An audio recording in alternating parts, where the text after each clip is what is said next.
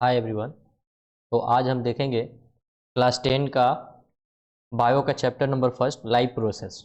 वो भी आज वन शॉट में हम लोग देखेंगे। तो अगर हम वन शॉट की बात करें लाइफ प्रोसेस में, तो हम लोग ऑलरेडी इसमें पढ़े थे और उसी का आज हमें रिवीजन करना है।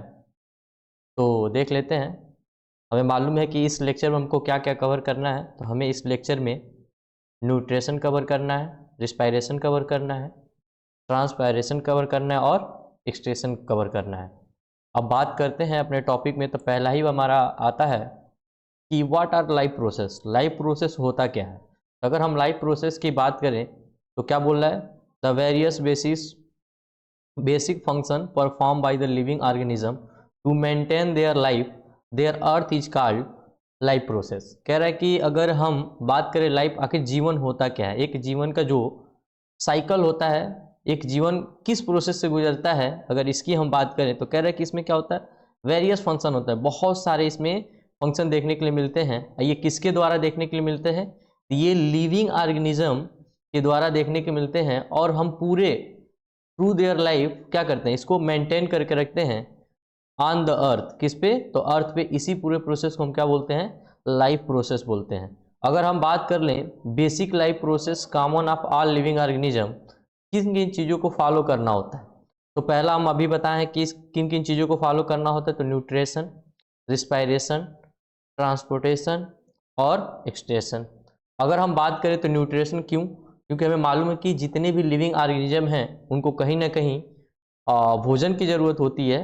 अब हम भोजन क्यों करते हैं, मतलब फूड हम क्यों लेते हैं, तो हमें न्यूट्रिशन की ज़रूरत होती है। न्यूट्रिशन से हमारा क्या होता है, तो हमें मालूम है ग्लूकोज का फॉर्मेशन होता है। ग्लूकोज से क्या होता है, तो ग्लूकोज का ब्रेक डाउन होता है रिस्पायरेशन में।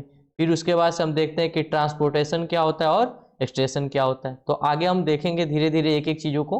तो हम देख लेते हैं अगला हमारा क्या है। आगे अगर हम बात करें तो हमें मालूम है कि हमारे पास जितने भी लिविंग ऑर्गेनिज्म होते हैं, कुछ मल्टी सेलुलर होते हैं, कुछ यूनिसेलुलर होते हैं। तो यूनिसेलुलर का हमारे जो एनसीईआरटी में एग्जाम्पल दिया गया है, क्या दिया गया है, अमीबा दिया गया है। अमीबा क्या होता है, यूनिसेलुलर होता है। अमीबा के साथ साथ क्या था, पैरामीशियम था, पैरामीशियम था। उसके साथ साथ हम देख लेते हैं कि मल्टी सोलर ऑर्गेनिज्म में क्या क्या दिया गया है, तो ह्यूमन दिया गया है और प्लांट दिया गया है। तो इसमें याद रखिएगा यूनिसेलुलर ऑर्गेनिज्म में कौन कौन आते हैं, हमारे अमीबा आता है और पैरामीशियम आता है। उसके बाद से अगर हम बात कर ले मल्टी सोलर ऑर्गेनिज्म में, तो कौन कौन आते हैं, ह्यूमन आते हैं और सारे लिविंग ऑर्गेनिज्म आ जाएंगे जितने भी एनिमल में होते हैं, और हमारे मल्टी सोलर ऑर्गेनिज्म में प्लांट भी आ जाएगा। अगर हम बात करते हैं पहला ही, अब बात करेंगे हम अपने न्यूट्रिशन का। अगर हम न्यूट्रिशन की बात करें तो पहला क्या बोला है, the process by which living organism obtained and utilize food is called nutrition. कह रहा है कि हम क्या करते हैं कि जितने भी लिविंग ऑर्गेनिज्म हैं वो क्या करते हैं, फूड को ऑब्टेन करते हैं, फिर उसको क्या करते हैं, यूटिलाइज करते हैं। इसी पूरे प्रोसेस को हम क्या बोलते हैं, न्यूट्रिशन बोलते हैं। न्यूट्रिशन से हमें, अब न्यूट्रिशन के भी कितने पार्ट होते हैं, एनर्जी। अब सबसे सिंपल सी बात है कि न्यूट्रिशन आखिर हमारे बॉडी में क्यों जरूरी है, तो क्यों जरूरी है, हमारे बॉडी को एनर्जी के लिए जरूरी है। एनर्जी के साथ साथ किसके लिए, ग्रोथ और डेवलपमेंट के लिए। उसके बाद से क्या है, रिपेयर ऑफ डैमेज टिश्यू। और किसके लिए जरूरत होता है, तो हमारे बॉडी के अंदर जो भी टिश्यू डेड होते जा रहे हैं या रेप्चर होते जा रहे हैं, उनको क्या करने के लिए, रिपेयर करने के लिए। अगर डेड हो जाएगा तो क्या करेगा, नया टिश्यू फॉर्मेशन के लिए करेगा। थोड़ा सा अपना कर्सर बढ़ा लेते हैं, बहुत पतला चल रहा है। हाँ, अब आगे देख लेते हैं। आगे की अगर हम बात करते हैं तो अब आता है type of nutrition. Type of nutrition की बात करते हैं तो हमारे पास कितने टाइप के होते हैं, दो टाइप के होते हैं। एक होता है हमारा ऑटोट्रॉप, दूसरा होता है हेट्रोट्रॉप। तो ऑटोट्रॉपिक न्यूट्रिशन और हेट्रोट्रॉपिक न्यूट्रिशन में क्या डिफरेंट होता है, तो ऑटोट्रॉपिक न्यूट्रिशन का मतलब होता है कि वो ऑर्गेनिज्म जो क्या करें, खुद अपना भोजन बनाए, किसी दूसरे पे डिपेंड ना रहे। लेकिन हेट्रोट्रॉपिक न्यूट्रिशन में वो ऑर्गेनिज्म आते हैं जो क्या होते हैं, दूसरे अदर ऑर्गेनिज्म पे डिपेंड होते हैं उनका भोजन। जैसे मान लो ऑटोट्रॉपिक, अपना पहला एग्जांपल क्या हम मानते हैं, प्लांट्स को मानते हैं। फिर हमारा क्या आता है, ग्रीन एल्गी आती हैं। लेकिन यहाँ पे हेट्रोट्रॉपिक न्यूट्रिएंट्स में कितने आते हैं, सारे ऑर्गेनिज्म आते हैं जो एक मतलब दूसरे को मार के खाते हैं। जैसे मान लो हम क्या हैं, हम भी वही हैं, हेट्रोट्रॉपिक है, क्योंकि हम प्लांट भी खाते हैं, एनिमल भी खाते हैं। बस एक लौता देख लेना, पृथ्वी पे ये देखो प्लांट है, एल्गी है, दो चीजों को हमेशा दिमाग में रखना। और सम बैक्टीरिया, सब नहीं, क्या, सम बैक्टीरिया है। आगे देख लेते हैं। अब बात करते हैं ऑटोट्रॉपिक न्यूट्रिएंट का। तो ऑटोट्रॉपिक न्यूट्रिएंट की बात करते हैं तो सबसे बड़ी बात होता है इसमें क्या देखने को मिलता है, फोटोसिंथेटिक ऑटोट्रॉपिक न्यूट्रिशन। कह रहा फोटोसिंथेटिक ऑटोट्रॉपिक न्यूट्रिशन में क्या होता है, तो सबसे पहले मैंने बोला था प्लांट, प्लांट में भी कौन plant, green plant. Green plant में आखिर फोटोसिंथेसिस कैसे होता है, तो क्योंकि उनके अंदर क्या पाया जाता है, क्लोरोफिल पाया जाता है। अगर हम बात कर ले फोटोसिंथेसिस से आखिर प्लांट करता क्या है, तो फोटोसिंथेसिस से प्लांट क्या करता है, भोजन बनाता है। और भोजन क्या होता है, ग्लूकोज होता है। फूड के रूप में क्या मिलता है, ग्लूकोज, जिसको हमारा फार्मूला भी याद था C6H12O6। अब बात कर लेते हैं, मैंने बोला था ना सम बैक्टीरिया, तो देखो साइनोबैक्टीरिया, साइनोबैक्टीरिया का ही दूसरा नाम क्या होता है, ब्लू ग्रीन एल्गी बोलते हैं। देखना इसके नाम में एल्गी लगा है, लेकिन ये एल्गी नहीं है, ये क्या है, एक तरीके का बैक्टीरिया है जो किस दूसरे किस नाम से जाना जाता है, तो ब्लू ग्रीन एल्गी के नाम से जाना जाता है। आगे देखते हैं, आगे हम बात करते हैं ऑटोट्रॉपिक न्यूट्रिएंट में। कीमोसिंथेटिक ऑटोट्रॉपिक न्यूट्रिएंट क्या होता है, देख लेना, एक था फोटोसिंथेटिक, देखो फोटोसिंथेटिक ऑटोट्रॉपिक न्यूट्रिएंट, दूसरा हमारा क्या है, कीमोसिंथेटिक ऑटोट्रॉपिक न्यूट्रिएंट। कीमो का मतलब ही होता है क्या, कीमो, इतना, कीमो, कीमो का मतलब क्या होता है, केमिकल। और क्या, केमिकल से जो अपना भोजन स्वयं बना ले। तो केमिकल से स्वयं बनाने वाला कौन है, एक है पर्पल, देख लेना, पर्पल सल्फर बैक्टीरिया। ये क्या करता है, तो देख लो, NH4 Na2 NO3 को क्या करता है, केमिकल एनर्जी में कन्वर्ट करके और अपना भोजन बना लेता है। तो याद रखिएगा कि ये सारे क्या हैं, इनऑर्गेनिक हैं। इनऑर्गेनिक्स अपना भोजन बनाने वाला बैक्टीरिया क्या है, क्या नाम है उसका, पर्पल सल्फर बैक्टीरिया, जो क्या करता है, केमिकल एनर्जी को अपने फूड के रूप में यूज करता है। आगे देख लेते हैं, आगे बात आता है हेटरोट्रॉपिक। हेटरोट्रॉपिक को हमने कितने भाग में बांटा है, होलोजोइक न्यूट्रिशन में, सेप्रोफेटिक और पैरासिटिक। तो होलोजोइक न्यूट्रिशन अब देख लेते हैं, पहला अपना होलोजोइक न्यूट्रिशन क्या होता है। तो होलोजोइक न्यूट्रिशन में क्या आते हैं, देख लो, the organism feed in ingesting food organic matter which there the digested and absorb into their body. कह रहा है कि होलोजोइक न्यूट्रिशन में कौन कौन सा ऑर्गेनिज्म है, वो ऑर्गेनिज्म आएंगे जो क्या करेंगे, सॉलिड ऑर्गेनिक मैटर को क्या करेंगे, इनटेक करेंगे। इनटेक करने के बाद अपने ही बॉडी में डाइजेस्ट भी करेंगे और अपने ही बॉडी में एब्जॉर्ब भी करेंगे। कह रहा है कि दे कैन क्लासिफाइड, इनको भी हमने क्लासिफाइड करके रखा है, हर्बीवोरस, कार्निवोरस और ओमनीवोरस। तो हर्बीवोरस कौन होते हैं, जो केवल प्लांट खाते हैं, केवल और केवल ग्रीन प्लांट को ही खाते हैं। कार्निवोरस क्या होते हैं, जो केवल मीट को खाते हैं। और ओमनीवोरस क्या होते हैं, जो इन दोनों को खाते हैं। आगे देख लेते हैं, आगे अगर हम बात करें तो सेप्रोफेटिक न्यूट्रिएंट क्या होते हैं, तो कह रहा है कि ये क्या होते हैं, ये ऐसे ऑर्गेनिज्म होते हैं जो कहाँ रहते हैं, किसी भी ऑर्गेनिज्म मरे हुए चीजों पे रहते हैं या तो सड़े गले चीजों पे रहते हैं। कह रहा है ये क्या करते हैं, इसमें कौन आते हैं, तो इनमें कह रहा है including bacteria fungi which digested to food externally before the nutrient are absorb. कह रहा है कि ये सेप्रोफेटिक न्यूट्रिएशन जो होते हैं वो क्या करते हैं, तो ये सड़े गले चीजों पे और मरे हुए चीजों पे पाए जाते हैं। वो उनको क्या कहते हैं, एक तरह से बैक्टीरिया और फंजाई होते हैं जो क्या करते हैं, पूरे बॉडी को सड़ा गला देते हैं। इसका एग्जाम्पल कौन कौन है, ईस्ट है, ब्रेड मोल्ड है और मशरूम है। ETC का मतलब होता है और भी सारी चीजें इसमें आ जाएंगे। तो याद रखिएगा सेप्रोफेटिक का एग्जाम्पल कौन कौन होता है, ईस्ट होता है, ब्रेड म्यूल्ड होता है और तीसरा जो हमारा दिया गया मशरूम होता है। ये कहाँ पाए जाते हैं, तो डेड एंड डिकेइंग मैटर पे पाए जाते हैं। आगे देख लेते हैं, आगे की बात करें हम तो आगे हमारा आता है अब पैरासिटिक न्यूट्रिएशन। पैरासिटिक न्यूट्रिएशन की अगर हम बात करते हैं तो पैरासिटिक न्यूट्रिएशन में क्या आता है, तो कह रहा है कि इसमें क्या होते हैं कि obtain the nutrient from the living organism. कह रहा है कि इसमें क्या करते हैं, कोई भी ऑर्गेनिज्म जो होता है क्या करता है, लिविंग ऑर्गेनिज्म पे डिपेंड करता है। और क्या करता है ये पैरासिटिक ऑब्टेन, मतलब तुमको मालूम है कि क्या, जैसे हमारे सर में जू पाए जाते हैं, जू क्या है हमारे लिए पैरासिटिक है, क्योंकि वो हम उनके लिए होस्ट हैं और वो हमारे लिए पैरासिटिक है। क्या करते हैं, तो हमारे बॉडी से क्या करते हैं, न्यूट्रिएंट को एब्जॉर्ब कर लेते हैं। तो कह रहा है कि देखो अब हमारे पास लिविंग ऑर्गेनिज्म के ऊपर या तो उसके बॉडी के ऊपर रहेंगे या तो बॉडी के अंदर पाए जाएंगे। इनको हम क्या बोलते हैं, पैरासिटिक न्यूट्रिएंट बोलते हैं। तो कह रहा है जिससे लीच क्या करती है, हमारे ब्लड को सक करती है। उसी तरीके से ये दिया गया है जो आपके बुक में नहीं है तो इसको छोड़ सकते हैं। यहाँ पे भी लाइस, मतलब देख लो, लाइस अभी मैंने ढील, जो अपने पूर्वांचल के भाषा में क्या बोलते हैं, ढील बोलते हैं।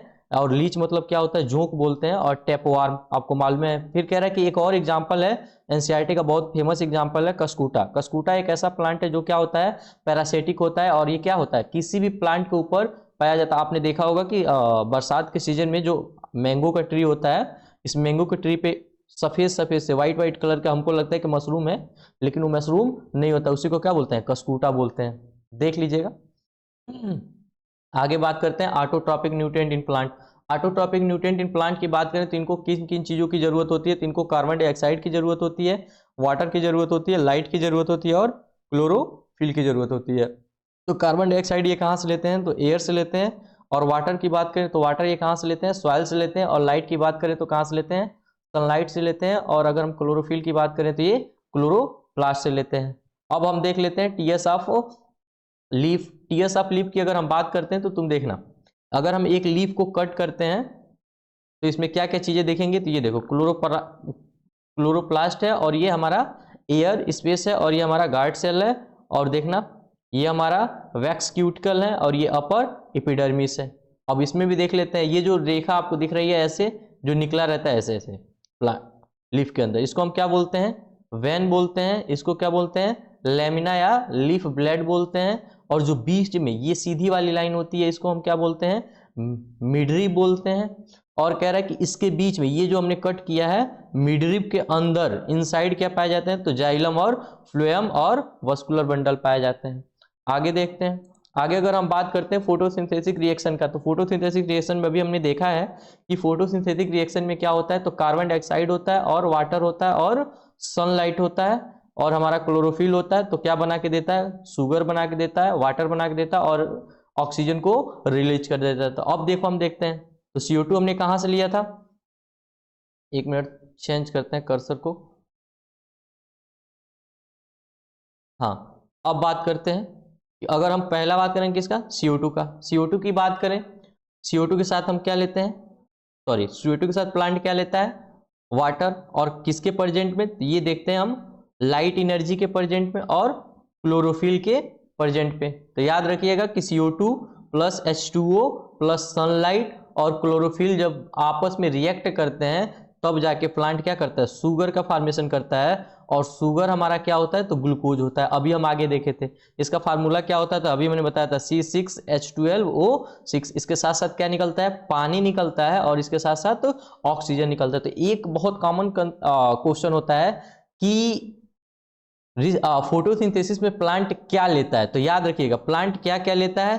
तो यहां पे लिख देते हैं साइड में, CO2 लेता है, क्या लेता है, CO2 लेता है, H2O लेता है, और क्या लेता है, सनलाइट की जगह पे तुम लाइट बोल सकते हो, लाइट लेता है, ठीक है। और क्या निकालता है, तो याद रखिएगा क्या निकालता है, तो शुगर निकालता है। शुगर, शुगर का फार्मूला क्या होता है, C6H12O6। और क्या निकालता है, तो वाटर निकाल देता है। वाटर के साथ क्या निकालता है, ऑक्सीजन निकालता है। तो ये याद रखिएगा कि फोटोसिंथेसिस में जो प्लांट होता है वो ऑक्सीजन को निकालता है और CO2 को लेता है।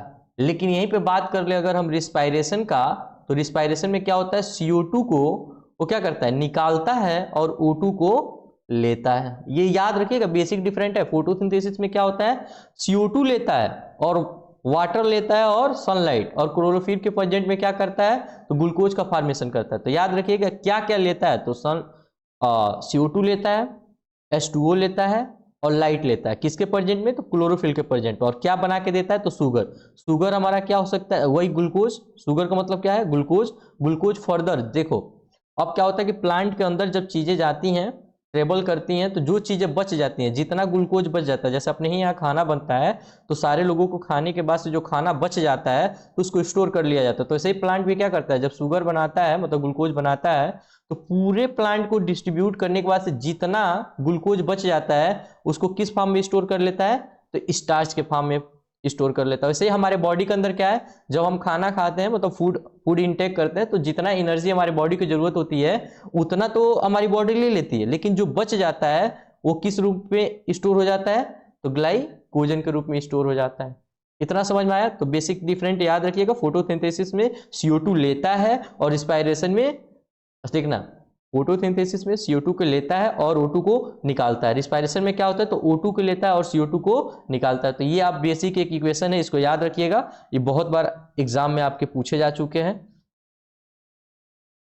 आगे बात कर लेते हैं, फोटोसिंथेसिस रिएक्शन में हम क्या देखे थे, तो देखो क्या करता है? Absorption of light energy. Light energy के एब्जॉर्प्शन कौन करता है? तो क्लोरोफिल करता है। क्लोरोफिल कितने होते हैं? तो क्लोरोफिल ए होता है, बी होता है, सी होता है और डी होता है। तो हमें मालूम है कि क्लोरोफिल ए ही वो पिगमेंट है, मेन पिगमेंट होता है जो लाइट एनर्जी को केमिकल एनर्जी में कन्वर्ट करता है। फिर कह रहा है कि conversion of light energy, chemical energy and splitting of water. याद रखिएगा, स्प्लिटिंग ऑफ वाटर, जब H2O टूटता है तभी जाके O2 निकलता है। तो ये क्या है? फोटोसिंथेसिस में क्या होता है? वहां पे सनलाइट रहता है, सनलाइट के प्रेजेंट में क्या होता है? O2 स्प्लिट होता है। स्प्लिट का मतलब टूटता है, जिसकी वजह से ऑक्सीजन बाहर निकलता है। तो अब याद रखिएगा कि ऑक्सीजन कहां से निकलता है? तो स्प्लिटिंग ऑफ वाटर से निकलता है। तो कह रहा है कि इसमें क्या, molecule into hydrogen and oxygen. तो हमें मालूम है कि स्प्लिटिंग ऑफ वाटर में क्या होगा? H हमारा अलग हो जाएगा, सॉरी H प्लस हमारा अलग हो जाएगा और O2 अलग हो जाएगा स्प्लिटिंग में। तो O2 क्या करेगा? एनवायरमेंट में निकल जाएगा फोटोसिंथेसिस प्रोसेस से और हमारा H प्लस यूज कर लिया जाता है। कह रहा है कि reduction of carbon dioxide to carbohydrate. कह रहा है कि और कार्बन डाइऑक्साइड जो होता है, मतलब CO2 जो होता है, उसका क्या होता है? रिडक्शन होता है। रिडक्शन होने के बाद से किस में कन्वर्ट हो जाता है? तो कार्बोहाइड्रेट में कन्वर्ट हो जाता है। आगे देख लेते हैं। आगे अगर हम बात करते हैं स्टोमाटल पोर। स्टोमाटल पोर हमने देखा था, आगे जो मैंने टीएस ऑफ लिप दिखाया था उसमें एकदम नीचे साइड पे था, यहाँ पे देखना। तो कह रहा है कि stomata the tiny pore. Stomata क्या होता है? तो एक टीनी पोर होता है लीफ के स्ट्रक्चर में। कह रहा है कि present on the surface of leaf. तो कहाँ पाया जाता है? तो सरफेस ऑफ लीफ पे पाया जाता है। अगर मान लो मैं ये लीफ बना रहा हूँ तो इस लीफ के सरफेस पे पाया जाएगा, जैसे ऐसे, ठीक है, ऐसे ऐसे पोर पाए जाएंगे। कह रहा है कि इसके साथ साथ क्या कह रहा है, इसका फंक्शन क्या होता है स्टोमाटा का? तो हमें मालूम है ये क्या कराता है? ट्रांसपिरेशन कराता है और एक्सचेंज ऑफ गैस कराता है during the photosynthesis and respiration. तो याद रखिएगा, फोटोसिंथेसिस में गैस का एक्सचेंजिंग क्या करा रहा होगा? यानी इसमें CO2 गैस ले रहा होगा और इसमें O2 गैस निकाल रहा होगा। लेकिन रिस्पायरेशन में क्या कर रहा होगा? O2 ले रहा होगा और CO2 निकाल रहा होगा। और बाकी देख लेते हैं। ये मालूम है यहाँ पे क्या लगे होते हैं? गार्ड सेल लगे होते हैं। यही गार्ड सेल क्या करते हैं? ओपन और क्लोज होते हैं। तो ये देखो ओपन है, ये वाला खुला हुआ पार्ट है। जब गार्ड सेल ओपन हुए हैं तो स्टोमाटा ओपन है। जब गार्ड सेल क्या है? बंद है। तो ये क्या है? स्टोमाटा क्लोज है। आगे देखते हैं opening and closing stomata. Opening and closing stomata में क्या दिया है देख लो। ये ओपन है, ये वाला हमारा ओपन वाला है, ये हमारा क्लोज है। ये किसके मदद से हो रहा है? सब ये गार्ड सेल के मदद से हो रहा है, ओपन और क्लोज। कह रहा है कि stomata open on swelling H2O enters of the guard cell. कह रहा है कि गार्ड सेल कब फूल जाता है, मतलब कब वो ओपन हो जाता है? देखना यहाँ पे क्या लिखा है? स्टोमाटा ओपन कब होता है? जब इस गार्ड सेल के अंदर वाटर भरा रहता है और जब इस पे लाइट एनर्जी पड़ती है तो ये क्या होता है? ओपन होके इसमें से O2 बाहर निकलने लगते हैं। और वही अगर रिस्पायरेशन का टाइम होगा तो क्या करेगा? O2 अंदर जाने लगेगा। ये फोटोसिंथेसिस का होगा जब निकल रहा होगा और रिस्पायरेशन का होगा जब आ रहा होगा। और कब क्लोज हो जाता है? जब इसके साइड में देखो क्या होता है, stomata close of springing H2O move out of the guard cell. कह रहा है कि जब इसमें से पानी निकल जाता है गार्ड सेल से, क्या होता है? पानी जब बाहर निकलने लगते हैं इवेपोरेट होके तो क्या होता है? गार्ड सेल बंद हो जाता है, क्लोज हो जाता है। आगे देखते हैं डिजर्ट प्लांट के बारे में कुछ। डिजर्ट प्लांट की अगर हम बात करें तो डिजर्ट प्लांट में क्या होता है देखना। ये डे टाइम में, डे टाइम में क्या होता है? स्टोमाटा क्लोज रहता है, खुलता नहीं है, क्योंकि हमें मालूम है कि डिजर्ट में वाटर की क्या होती है? कमी होती है। तो अगर ये दिन में खुलेंगे तो क्या होगा? सनलाइट बहुत तेज होता है तो ये इवेपोरेट होकर बाहर निकल जाएंगे, इसीलिए क्या होता है? दिन में स्टोमाटा क्लोज रहता है। लेकिन कह रहा है कि इसमें फिर करता क्या है? तो दिन में ये क्या करता है? लाइट एनर्जी को ये क्या करेगा? लाइट एनर्जी को एब्जॉर्ब करके केमिकल एनर्जी में कन्वर्ट करके रख लेगा, जिसको हम बोलते हैं अभी तो यहाँ नहीं पढ़ना आपको 10 में, तो छोड़ दो, इतना डीपली पढ़ने की कोई जरूरत नहीं है। आगे बात करते हैं नाइट में क्या करेगा। तो नाइट में क्या होंगे? नाइट में इनके स्टोमाटा खुलते हैं और ये क्या करता है? रात के समय में CO2 को लेता है और रात के समय में वाटर को लेता है। फिर क्या करता है? ये क्लोरोफिल यहाँ पता ही है। और दिन के समय में क्या किया था? ये लाइट एनर्जी को केमिकल एनर्जी में कन्वर्ट करके और रख लिया था। और क्या करता है? रात के समय में फिर ग्लूकोज का फॉर्मेशन करता है। तो याद रखिएगा कि जो डिजर्ट प्लांट होते हैं उनमें दिन में फोटोसिंथेसिस नहीं होती है, उनमें कब होती है? रात में। तो दिन में वो क्या करते हैं? दिन में केवल लाइट एनर्जी को एब्जॉर्ब करके केमिकल एनर्जी में कन्वर्ट करके अपने बॉडी में रख लेते हैं, और रात के समय में, जिसको हम डार्क रिएक्शन बोलते हैं, लाइट रिएक्शन और डार्क रिएक्शन, तो लाइट रिएक्शन में क्या करता है, केवल लाइट को एब्जॉर्ब करता है और केमिकल के फॉर्मेशन में फॉर्म करके रख लेता है, और रात के समय में क्या करता है, स्टोमाटा ओपन होते हैं, जिसके मदद से क्या करता है, CO2 एटमॉस्फेयर से ले लेता है और पानी अपने सॉइल से ले लेता है, और क्या करता है, फिर वो ग्लूकोज का फॉर्मेशन कर देता है। तो याद रखिएगा अदर प्लांट का क्या था कि दिन के समय में ये सब हो जाता था, लेकिन ये डिजर्ट प्लांट में क्या है, रात के समय भी होता है। आगे देख लेते हैं, ह्यूमन डाइजेशन सिस्टम की बात कर लेते हैं। तो what happen to the food we eat, कह रहा है कि अगर हम भोजन खाते हैं, अगर भोजन इंटेक करते हैं तो क्या क्या घटनाएं घटती हैं। तो कह रहा है कि देख लेते हैं, अगर हम मान लीजिए यहां से अगर भोजन को एंट्री कराएं, तो जब भोजन इंटर करता है तो उसको क्या बोलते हैं, इंजेशन बोलते हैं। और यहां से क्या करेगा, भोजन ओसोफेगस से होते हुए कहाँ जाएगा, स्टमच में। तो जब स्टमच में जाता है तो क्या होता है उस टाइम, डाइजेशन। डाइजेशन के बाद से फिर क्या होगा, डाइजेशन से निकलेगा और स्मॉल इंस्टेंटाइन में जाएगा। स्मॉल इंस्टेंटाइन में क्या होगा, एब्जॉर्प्शन। फिर क्या होगा, स्मॉल इंस्टेंटाइन से कहाँ जाएगा, लार्ज इंस्टेंटाइन में, यहाँ भी एब्जॉर्प्शन कुछ चीजों का होगा। फिर जिसको बोलते हैं एसिमिलेशन, यहाँ पे क्या होगा, फिर इकट्ठा होगा एसिमिलेशन, और फिर क्या हो जाए, इंजेशन। फिर यहाँ से क्या किया जाएगा, बाहर निकाल दिया जाएगा। तो याद रखिएगा कि जब हम भोजन को इंटेक करते हैं तो कितने प्रोसेस से गुजरना पड़ता है, first ingestion, second digestion, third absorption, और फोर्थ एसिमिलेशन, और फिफ्थ इंजेशन।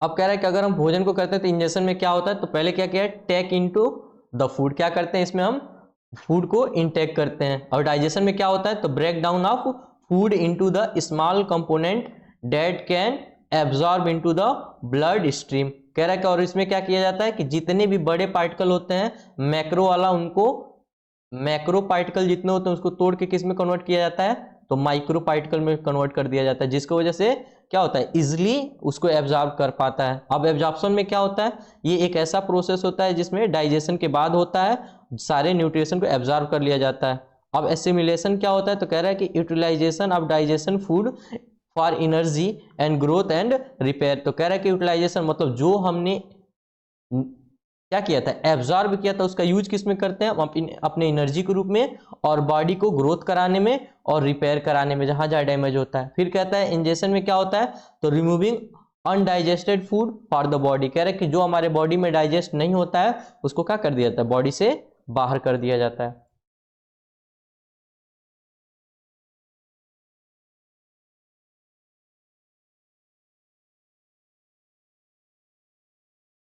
आगे देख लेते हैं, आगे बात करते हैं न्यूट्रिशन इन अमीबा। अमीबा का भी हम बहुत इंपॉर्टेंट है, आप एक बार देख लीजिएगा, एग्जाम में आने के बहुत सारे चांसेस हैं इसका। तो कह रहा है कि अगर हम अमीबा की बात करें तो अमीबा हमारा क्या होता है, यूनिसेलुलर ऑर्गेनिज्म होता है। तो यूनिसेलुलर ऑर्गेनिज्म में कैसे डाइजेशन होता है, आखिर इनका कैसे प्रोसेस है। तो पहला इनमें भी देख लीजिएगा 5 ही प्रोसेस होता है। पहला होता है इंजेशन, दूसरा होता है डाइजेशन, तीसरा होता है एब्जॉर्प्शन, चौथा होता है एसिमिलेशन, और पांचवा होता है इंजेशन। तो पहले ये क्या करता है देखना, ये नॉर्मली क्या है, यूनिसेलुलर ऑर्गेनिज्म ऐसे मान लो इसका स्ट्रक्चर होता है, और मान लो कि यहाँ पे कोई फूड पार्टिकल है, तो ये क्या करेगा, इसके फॉल्स फीड पाए जाते हैं। तो दूसरे स्टेप में क्या करेगा, कुछ अपना स्ट्रक्चर ऐसा कर लेगा, ऐसे, और पार्टिकल को यहां आने देगा। यानी जो ये दो चीजें निकल रही है ना, इसी को हम सीडोपोडिया बोलते हैं, इसी को हम फॉल्स फीड के नाम से भी जानते हैं, फॉल्स फीड के भी नाम से जानते हैं। और फिर ये क्या करेगा, धीरे धीरे इसको कवर कर लेगा। कवर करने के बाद से पता चलेगा कि इनको अपने बॉडी में कवर कर लिया चारों तरफ से। फिर देखो यही क्या करेगा, देखना यहाँ पे फूड पार्टिकल है, फूड पार्टिकल को फिर क्या करता है ये, बाकी यहाँ पे क्या क्या दिया गया इसके बॉडी में, तो ये न्यूक्लियस है, न्यूक्लियस के साथ साथ यहाँ क्या दिया गया है, टेंटिकल वैक्यूल दिए गए हैं। उसके बाद से देखो यहाँ पे अब क्या कर रहा है, जो फूड पार्टिकल, देखो जो फूड पार्टिकल यहाँ दिख रहा था, अब इस फूड पार्टिकल को देखो धीरे धीरे क्या कर रहा है, कवर कर रहा है। ये जो कवर कर रहा है ये वाला, इसी को हम सीडोपोडिया बोलते हैं, इसी को हम फॉल्स फीड के भी नाम से जानते हैं। अब देखो ये धीरे धीरे क्या किया, फूड पार्टिकल को इंजेस्ट कर लिया, और क्या करता है, इसके अगल बगल क्या लगा दिया, तो लाइजोसोम लगा दिया। अब देखो इसके बाद से क्या करेगा, इसमें जितने भी न्यूट्रिएंट होंगे इस फूड पार्टिकल में, इसको क्या करेगा, एब्जॉर्ब कर लेगा।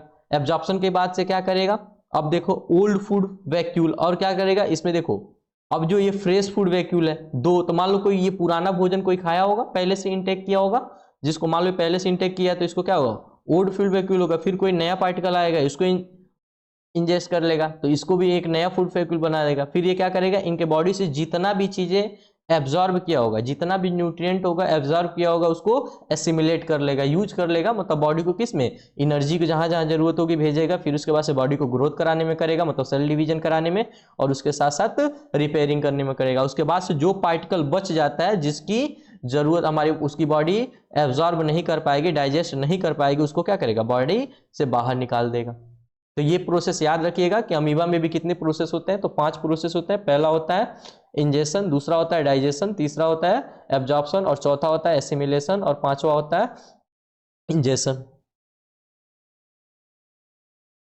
आगे देखते हैं न्यूट्रिशन इन ह्यूमंस।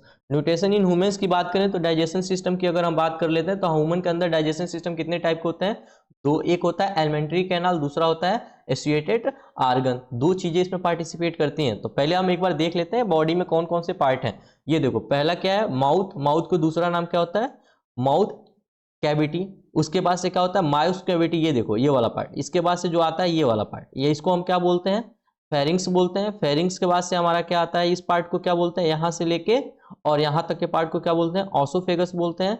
ऑसोफेगस के बाद से ये क्या है, स्टमच है। स्टमच के बाद से ये लीवर है, ये अपना गॉल ब्लैडर है, देख लीजिएगा ये गॉल ब्लैडर है। ये अपना पेनक्रियाज है, और ये अपना स्मॉल इंस्टेंटाइन है।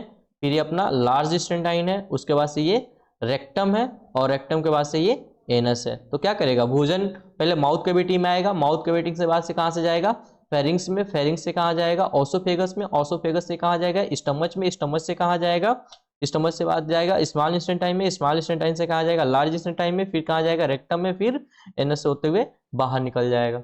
आगे देखते हैं।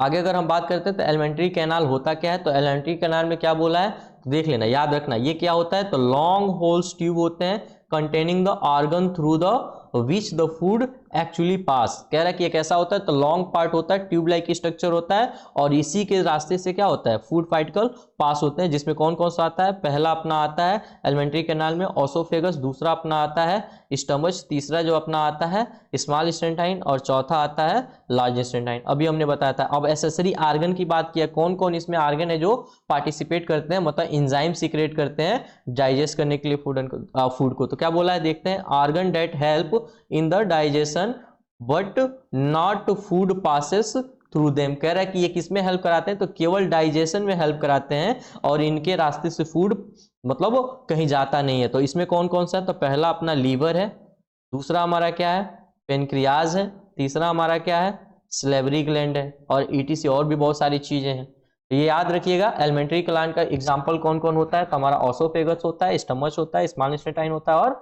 लार्ज इंस्टेंटाइन। एलिमेंट्री कैनाल होता क्या है, तो लॉन्ग ट्यूब लाइक स्ट्रक्चर होता है, जिसमें से क्या होता है, फूड एक्चुअली पास होता है। एसेसरी ऑर्गन क्या होते हैं, जो हेल्प कराते हैं फूड के डाइजेशन में। इन सब का एग्जाम्पल भी याद रखिएगा।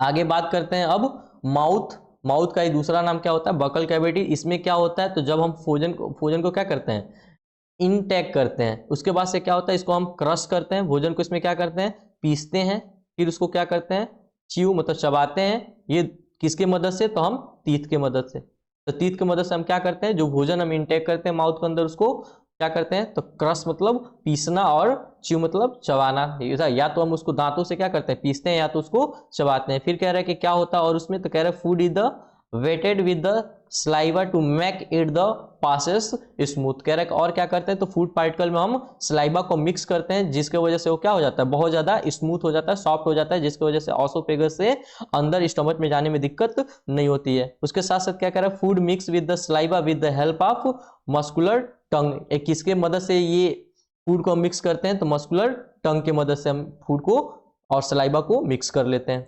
आगे अगर हम बात करते हैं तो माउथ में और क्या चीजें होती है, तो माउथ में देख लेते हैं। माउथ के अंदर क्या होता है, हमारा स्लेवरी ग्लैंड होता है। स्लेवरी ग्लैंड कैसा होता है, तो वाटरी फ्लूइड होता है। फिर कह रहा है कि इसमें क्या होता है, तो याद रखना, माउथ के अंदर जब फूड पार्टिकल इंटर करता है तो उसमें जितने स्टार्च होते हैं, तो सबसे पहले क्या करता है, स्टार्च को डाइजेस्ट करने का काम माउथ करता है। याद रखना, स्टार्च का डाइजेशन क्या होता है, माउथ के अंदर होता है। तो स्टार्च को किस में कन्वर्ट कर देता है, तो मल्टोज में कन्वर्ट कर देता है। कौन से सलेवरी ग्लैंड में कौन से एंजाइम होते हैं? एमाइलेज होते हैं। तो याद रखिएगा, माउथ के अंदर सबसे पहले डाइजेशन स्टार्ट हो जाता है। तो किस चीज का डाइजेशन होता है? तो स्टार्च का डाइजेशन होता है। स्टार्च को डाइजेस्ट करने वाला एंजाइम का क्या नाम है? एमाइलेज है। और वो एमाइलेज किसमें उसको कन्वर्ट कर देता है? मल्टोज में कन्वर्ट कर देता है, जिसको हम क्या बोलते हैं? सिंपल शुगर बोलते हैं। तो याद रखिएगा, स्टार्च को हम कॉम्प्लेक्स शुगर बोलते हैं और हमारा मल्टोज होता है वो सिंपल शुगर होता है। तो कॉम्प्लेक्स शुगर से सिंपल शुगर में कन्वर्ट करने का काम कौन करता है? एमाइलेज करता है। तो कौन सा हमारा एग्जाम्पल है माउथ के अंदर में? हमारा स्टार्च है। स्टार्च को कौन डाइजेस्ट करता है? एमाइलेज करता है। एमाइलेज किस में करता है? मल्टोज में करता है। अब आगे देख लेते हैं, आगे बात करते हैं ऑसोफेगस के। ऑसोफेगस का मतलब क्या होता है बाबू? ऑसोफेगस का मतलब होता है फूड पाइप। फूड पाइप किससे बोलते हैं? तो ऑसोफेगस का ही दूसरा नाम फूड पाइप होता है। फूड पाइप में अब सिंपल सी बात है, बोल रहा फूड पाइप क्या करेगा? हेल्प कराएगा। कहां से कहां तक? तो माउथ से फूड को ले जाएगा स्टमक तक। तो कह रहे हैं, देखते हैं, food is pushed downward due to the arithmetic contraction and relaxation. कह रहा है कि माउथ के बाद से क्या करता है? माउथ के अंदर से फिर उसको प्रेस डाउन करता है नीचे की तरफ। एक उसमें क्या होता है? कंट्रैक्शन होता है और रिलैक्सेशन होता है, जिसके मदद मस्कुलर में, जिसके मदद से क्या, जिसको हम क्या बोलते हैं? पेरिस्टेटिक मूवमेंट बोलते हैं। याद रखिएगा, सुन लीजिए, ऑसोफेगस के अंदर एक क्या होता है? तो कंट्रैक्शन होता है और रिलैक्सेशन होता है उसके मसल में, जिस मूवमेंट को हम क्या बोलते हैं? पेरिस्टेटिक मूवमेंट बोलते हैं। ये वाला इस पार्ट में क्या होगा? ऐसे मूवमेंट होता है और किस साइड होता है? तो नीचे की तरफ ये मूवमेंट होता है। इसी मूवमेंट किसके अंदर होता है? तो इन मसल के अंदर होता है। सब मसल्स है, इस मसल के अंदर होता है, उसी को हम क्या बोलते हैं? पेरिस्टेटिक मूवमेंट बोलते हैं। आगे बात करते हैं, कह रहा है कि स्टमच का शेप कैसा होता है? देख लेते हैं, स्टमच का शेप कैसा होता है? तो ये जे शेप का होता है। तो ये कह रहा है कि जे शेप ऑर्गन होता है। कह रहा है कि widest part of the alimentary canal. कह रहा है कि इसके अंदर क्या होते हैं? तो कुछ गैस्ट्रिक जूसी होते हैं। कंपोजिशन ऑफ एंड फंक्शन, कह रहा है कि देख लेते हैं कि इसके अंदर कौन कौन से गैस्ट्रिक जूस पाए जाते हैं और क्या इसका फंक्शन होता है। तो पहले इसके अंदर क्या होता है? वाटर और इलेक्ट्रोलाइट। उसके साथ साथ क्या होता है? हाइड्रोक्लोराइड। उसके साथ साथ क्या होता है इसमें? पेप्सिन, म्यूकस और इम्बैलेंस। इम्बैलेंस में क्या होता है? हाइड्रोक्लोराइड का हाइपो एसिडिक एंड गैस्ट्रिक। तो याद रखिएगा, देख लेते हैं एक बार, यहाँ पे क्या बोला है? Conversation of the pepsinogen to pepsin. कह रहा है कि क्या करता है? जो इसके अंदर एचसीएल का काम क्या होता है? जो पेप्सिनोजन है उसको कन्वर्ट करता है किसमें? देखना, पेप्सिनोजन को कन्वर्ट करता है पेप्सिन में। और जो बैक्टीरियोस्टैटिक इफेक्ट है उसको भी क्या करता है? किल करने का काम करता है। बैक्टीरिया जितने भी हमारे लिए, बॉडी के लिए हार्मफुल है, उनको किल करने का काम करता है, यानी एंटीसेप्टिक का काम करता है। पेप्सिन क्या करता है? पेप्सिन कन्वर्ट करता है प्रोटीन में। याद रखिएगा, पेप्सिनोजन एक एंजाइम है जो कन्वर्ट करता है पेप्सिन में। पेप्सिन फिर कन्वर्ट करता है प्रोटीन में। सॉरी, पेप्सिन क्या करता है? प्रोटीन का डाइजेशन करता है। याद रखिएगा, पेप्सिन किसका डाइजेशन करता है? देखना, पेप्सिनोजन जो होता है इनएक्टिव फॉर्म में होता है, इसको एक्टिव करते हैं तो क्या होता है? पेप्सिन। पेप्सिन जब एक्टिव होता है तो क्या करता है? प्रोटीन का डाइजेशन करता है। म्यूकस क्या करता है? म्यूकस प्रोटेक्ट करता है। तुम बताओ कि अगर HCl है तो ये स्टमच का लेयर क्या हो जाएगा? डाइजेस्ट हो जाएगा ना। तुम सोचो कि मटन और चिकन जो भी तुम खाते हो तो मांस है, मसल्स है। जब उसको डाइजेस्ट कर सकते हैं तो ये भी मसल को तो डाइजेस्ट कर सकता है। तो इसको क्या करता है? ये इसको डाइजेस्ट ना कर दे, ये रैप्चर ना हो जाए, इसके लिए क्या पाए जाते हैं? म्यूकस पाए जाते हैं। ये क्या करते हैं? Protect of coating lubricant protect the HCl and pepsin part of the gastric mucosa. कह रहा है कि जो ये हमारा स्टमच होता है इसके अंदर जो हमारा जो मसल्स पाए जाते हैं इनको प्रोटेक्ट करने का काम कौन करता है? म्यूकस करता है। बाकी क्या कह रहा है? Imbalance between the hydrochloride and mucus. कह रहा है कि इन दोनों का बीच का है। देखना, हाइड्रोक्लोराइड मतलब हाइड्रोक्लोराइड का नाम क्या होता है? HCl और म्यूकोसा का बीच का जो मेंटेन करने का काम करता है, इम्बैलेंसिंग का काम करता है, उसको क्या बोलता है? हाइपर एसिडिक एंड गैस्ट्रिक बोलते हैं। आगे देख लीजिएगा इन बीच में क्या आता है। आगे देखते हैं लीवर। लीवर की अगर हम बात करते हैं तो लीवर में क्या है? लीवर का पहले पार्ट देख लेते हैं। हमको मालूम है लीवर क्या है, यही है जिसको हम आम भाषा में क्या बोलते हैं? कलेजी बोलते हैं। अगर आप मटन वटन खाए होंगे, चिकन वकन, तो इसको हम क्या बोलते हैं? कलेजी बोलते हैं। और ये हमारा क्या है? पेनक्रियाज है। ये हमारा क्या है? गॉल ब्लैडर है। अब आगे देखते हैं, आगे बात करते हैं लीवर का। लीवर से हमारा कौन क्या सीक्रेट होता है, तो इसमें से बाइल जूस सीक्रेट होते हैं। बाइल जूस क्या करते हैं, स्टोर होता है। पहले याद रखिएगा, लीवर से क्या सीक्रेट होता है, बाइल जूस। बाइल जूस कहाँ स्टोर किए जाते हैं, गॉल ब्लैडर में। गॉल ब्लैडर से फिर क्या होता है, bile juice make of the food alkaline. वो क्या करता है, बाइल जूस निकलता है और फूड को एल्कलाइन नेचर बना देता है। फिर कह रहा है bile juice help to emulsification of the fat. कह रहा है कि बाइल जूस क्या करता है, तो फैट का डाइजेशन करता है। याद रखिएगा, जो बाइल जूस होता है किसका डाइजेशन करता है, तो फैट का डाइजेशन करता है। तो कहाँ से निकलता है, लीवर से निकलता है। कहाँ स्टोर होता है, गॉल ब्लैडर में। वो फूड को क्या करता है, अल्कलाइन नेचर में बना दे कन्वर्ट कर देता है। और क्या करता है, तो ये फैट का भी डाइजेशन करता है।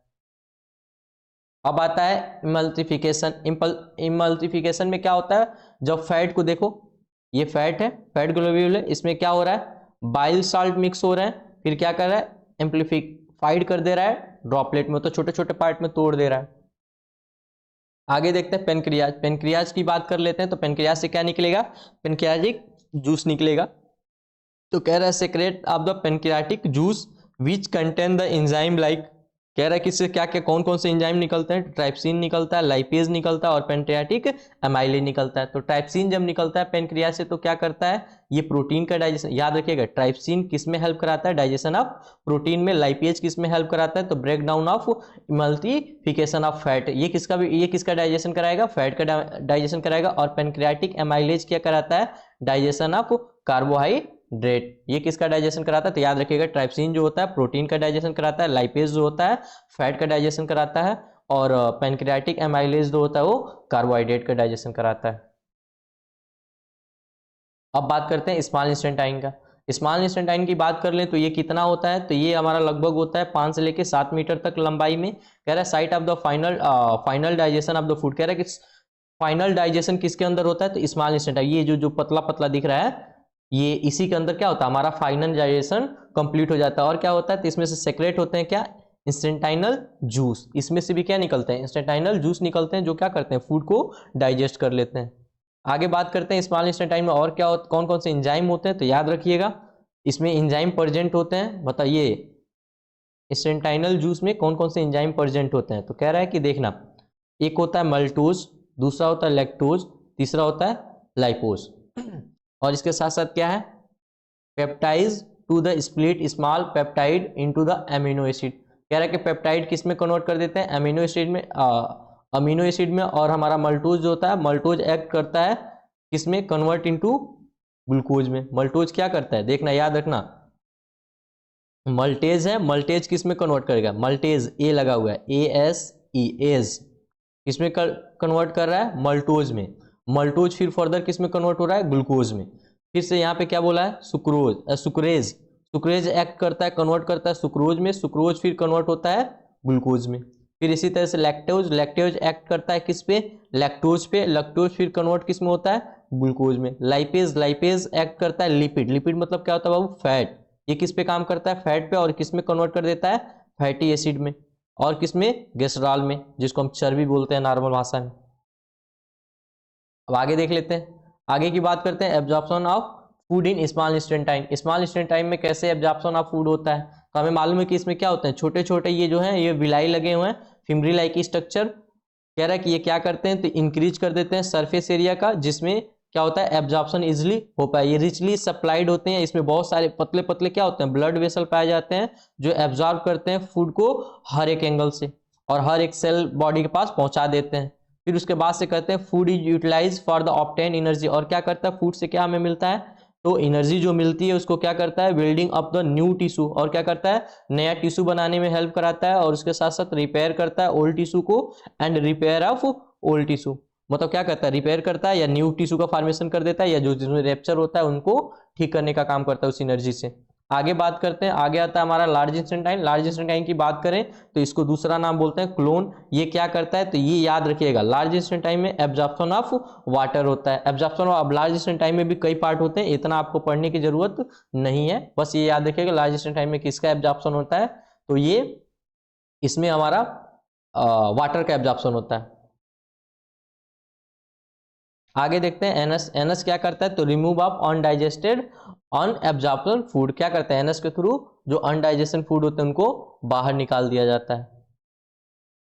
अब आगे बात करते हैं why do herbivores have the long intestine than the carnivores. कह रहा है कि जो हर्बीवोरस एनिमल होते हैं उनसे बड़ा क्यों होता है, why do herbivores have long intestine than carnivores. कह रहा है कि कार्निवोरस से क्यों बड़ा होता है हर्बीवोरस का इंस्टेंटाइन, मतलब डाइजेशन सिस्टम क्यों बड़ा होता है। जाहिर सी बात है कि इसमें क्या होता है, देखो ये रैबिट है, रैबिट क्या खाता है, घास, ग्रास को खाता है।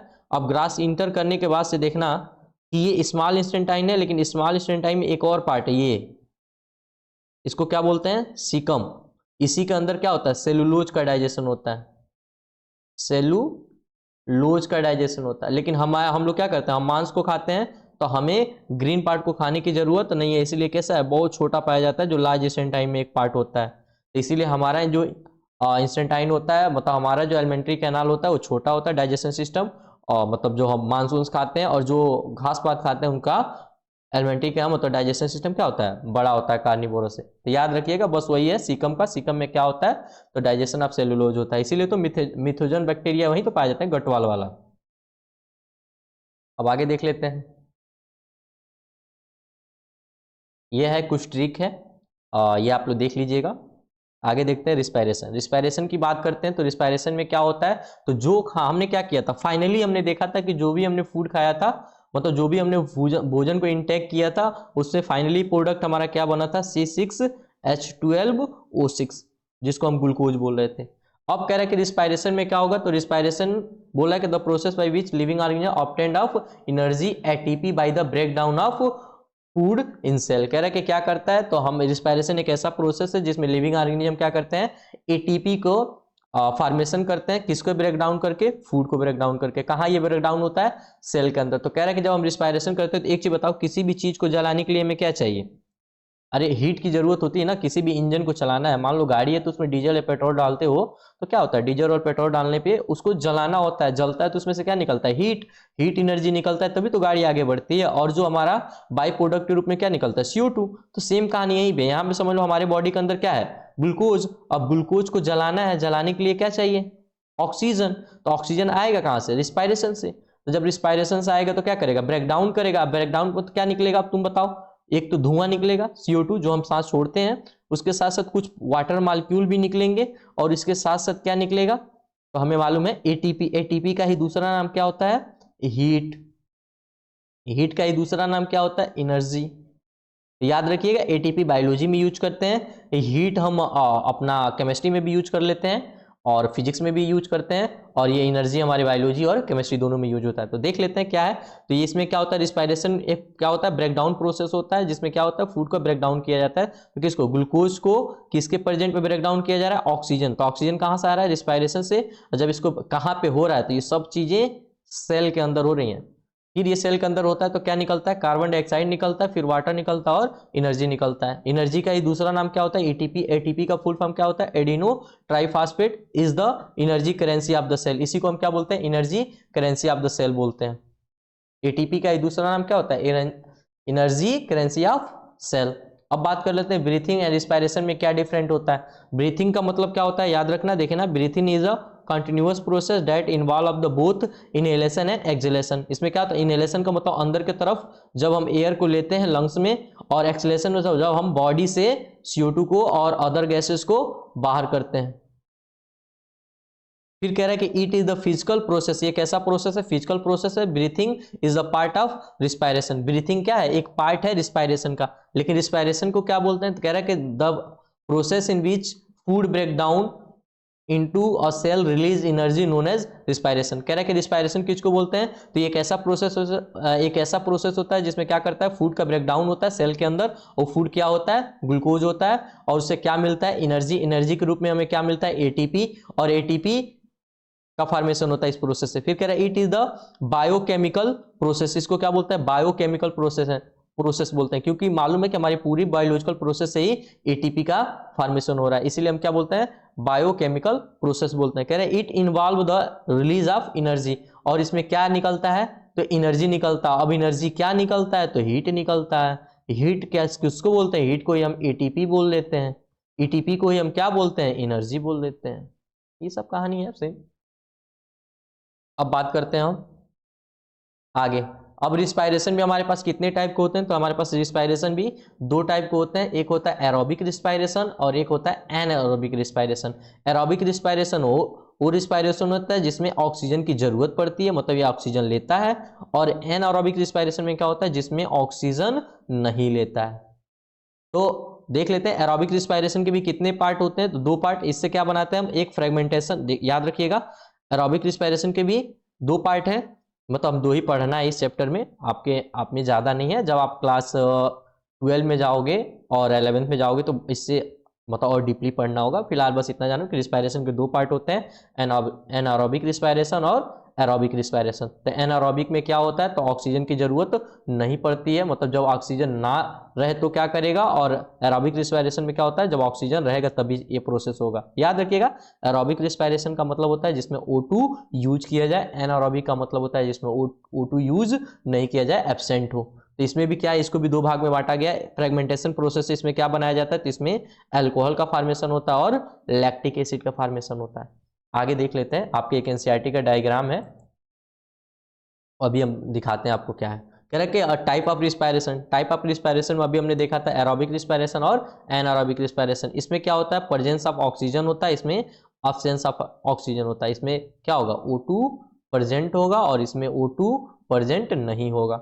फिर कह रहा है कि इसमें it occur the cytoplasm and माइक्रोकांडिया। तो एरोबिक रिस्पायरेशन कहाँ चलता है, तो साइटोप्लाज्म में देखने को मिलता है और माइक्रोकांडिया में देखने को मिलता है, लेकिन ये ओनली ऑफ साइटोप्लाज्म। ये कहाँ प्रोसेस चलने देखने को मिलता है, केवल और केवल साइटोप्लाज्म में देखने को मिलता है। फिर कह रहा है कि यूजली इसमें क्या होता है, ग्लूकोज का ब्रेकडाउन किया जाता है और इसमें से क्या निकलता है, कार्बन डाइऑक्साइड निकलता है और वाटर निकलता है। लेकिन इसमें क्या किया जाता है, ग्लूकोज का ब्रेकडाउन तो होता है, लेकिन ये क्या बना के दे देता है, अल्कोहल बना के दे देता है। कह रहा है कि एरोबिक रिस्पायरेशन में क्या होता है, तो ये किस में देखने को मिलता है, मैमेलिया में, इंक्लूडिंग ह्यूमन में भी। फिर उसके बाद से कह रहा है एनारोबिक रिस्पायरेशन किस में देखने को मिलता है, तो ईस्ट में और सम टाइप ऑफ बैक्टीरिया में देखने को मिलता है और कुछ प्लांट में भी देखने के लिए मिलता है। अब ये है आपका एनसीईआरटी का डायग्राम जो एनसीईआरटी के बुक में दिया गया है। इसमें क्या बोला गया है देखना, कह रहा है कि ये जो ग्लूकोज है, ग्लूकोज को जब साइटोप्लाज्म में भेजते हैं तो इसमें साइटोप्लाज्म में किस में कन्वर्ट किया जाता है, तो 3 कार्बन का एक मॉलिक्यूल कन्वर्ट किया जाता है, जिसको क्या बोलते हैं, प्राइवेट बोलते हैं। प्राइवेट में क्या होता है, प्राइवेट के देखो कितनी कहानियां हैं। प्राइवेट में कह रहा है कि जब ईस्ट लगा दें, अगर हम यहाँ पे ईस्ट लगा दें तो क्या होगा, जब ऑक्सीजन एब्सेंट होगा, ऑक्सीजन नहीं रहेगा, तो ईस्ट क्या बना के दे देगा, अल्कोहल बना के देगा और CO2 निकाल देगा और एनर्जी निकाल देगा। लेकिन कह रहा है कि अगर हम प्राइवेट में क्या कर दें, लैक ऑफ ऑक्सीजन कर दो ह्यूमन बीइंग के मस्कुलर सेल में, तो क्या बना के देगा, लैक्टिक एसिड बना के देगा। तो इसीलिए तो आपने देखे होंगे कि क्या करता है, लैक्टिक एसिड जब हमारे बॉडी के अंदर बन जाता है तो वहां पे पेन स्टार्ट हो जाता है।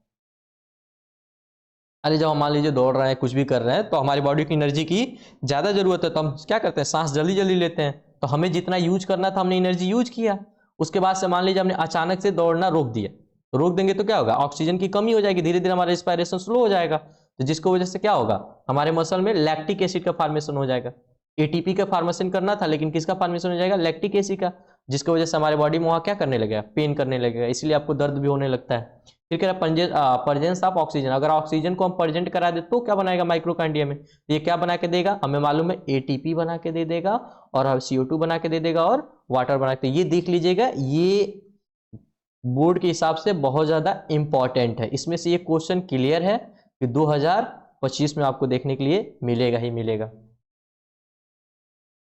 अब बात कर लेते हैं प्लांट के रिस्पायरेशन में। तो अगर हम प्लांट के रिस्पायरेशन में बात करते हैं तो अब एक्सचेंज ऑफ गैस, तो हमारा प्लांट जो है किस किस मेथड से एक्सचेंज करता है गैस का, तो स्टोमाटा के थ्रू करता है और लेंटिकल के थ्रू करता है। तो लेंटिकल देखे होगे आप, जब कोई प्लांट नया नया ग्रो कर रहा होता है तो वो जब ये इसकी जो स्टेम होती है वो भी ग्रीन दिखाई देती है, तो इसमें छोटे छोटे पोर दिखाई देते हैं, बहुत छोटे छोटे पोर। तो कह रहे हैं कि इस पोर को ही हम क्या बोलते हैं, इस पोर को ही हम बोलते हैं लेंटिकल। क्या बोलते हैं, लेंटिकल। और बाकी हमें मालूम है कि स्टोमाटा से क्या करता है, गैसियस एक्सचेंज कर लेता है। तो स्टोमाटा से भी गैसियस एक्सचेंज करता है, मतलब ये क्या दिया है, अब तुम देखो यहाँ पे दो बातें बोली है। यहाँ पे क्या बोला O2 और यहाँ पे क्या बोला CO2, इसकी किस प्रोसेस की बात कर रहा है, ये रिस्पायरेशन की बात कर रहा है। अगर मान लो ये लिख दिया होता CO2, अगर मान लो CO2 ऐसे कर दिया होता और O2 ऐसे कर दिया होता, तो ये किस प्रोसेस की बात करता, तो ये बात करता फोटोसिंथेसिस की। समझ में आ गया ना।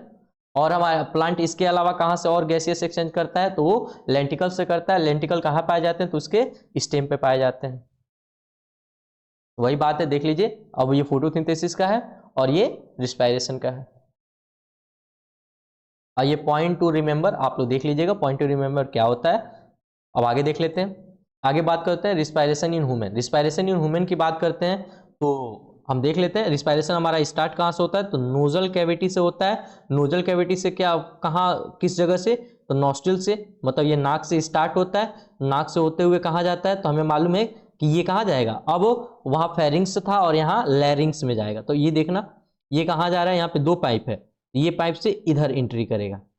यहाँ जब एंट्री करेगा तो किस में इंटर करेगा, तो याद करना, नोजल कैविटी से इंटर करेगा किस में, लैरिंग्स में। लैरिंग्स से किस में एंट्री करेगा, ट्रेकिया में। ट्रेकिया से किस में एंट्री करेगा, कार्नियर ऑफ स्टेशिया में। उसके बाद से लेफ्ट ब्रोंक्यूल में और लेफ्ट ब्रोंक्यूल में जाएगा। उसके बाद से हमारा पेरेटियल, पेल्मोनरी और रिब्स में एंट्री करेंगे। ये देख लेना, रिब्स ये पार्ट होते हैं।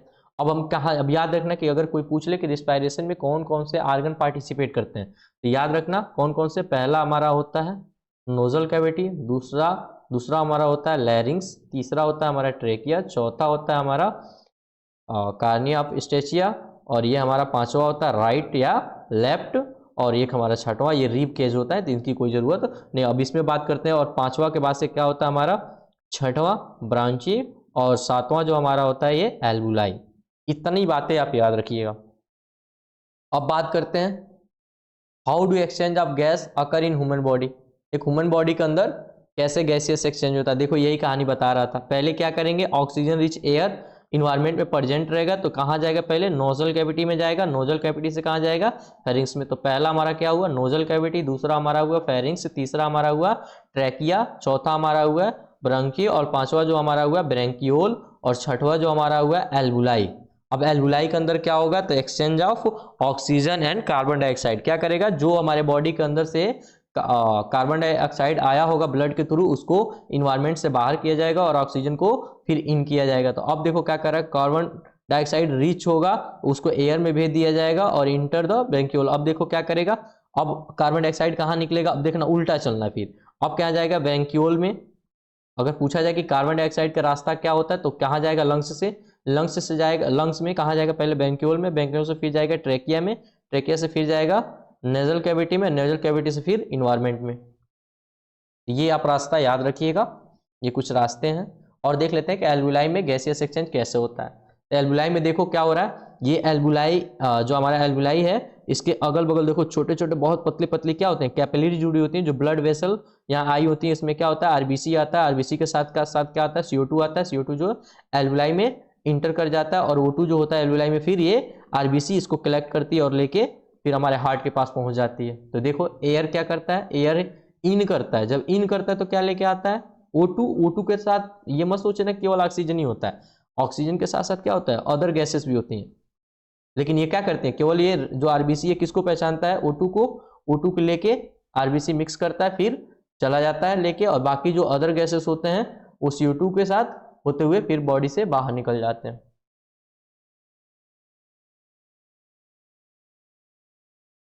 आगे बात करते हैं red blood cell. Red blood cell का दूसरा नाम क्या होता है, हीमोग्लोबिन होता है। हीमोग्लोबिन किसका बना होता है, तो आयरन कंटेनिंग प्रोटीन होते हैं। कह रहा है कि बाइंडिंग विथ, किससे बाइंडिंग करता है, O2 से, and help into O2 transport. फिर कह रहा है CO2 is transported in the dissolve form. CO2 किस फॉर्म में ट्रांसपोर्ट होता है, तो ये डिजॉल्व फॉर्म में ट्रांसपोर्ट होता है आरबीसी के अंदर। और आरबीसी किसके साथ बॉन्डिंग करती है, तो O2 के साथ बॉन्डिंग करती है। अगर O2 के, अब आगे देख लेते हैं।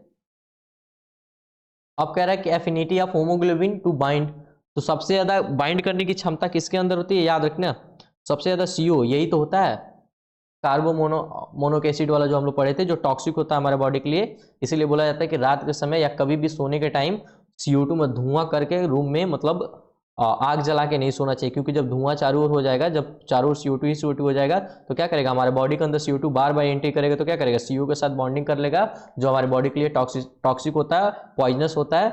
फिर हम क्या कर सकते हैं, डेथ हो जाते हैं। इसीलिए कभी कभी लोग बोलते हैं कि अच्छे से सोए थे रात में आग जला के, और सुबह उठे तो पता चला कि मर गए हैं, सफोकेशन होना। लेकिन सबसे उसके बाद से सबसे ज़्यादा बॉन्डिंग किससे करता है, ऑक्सीजन से, और सबसे कम बॉन्डिंग करता है CO2 से।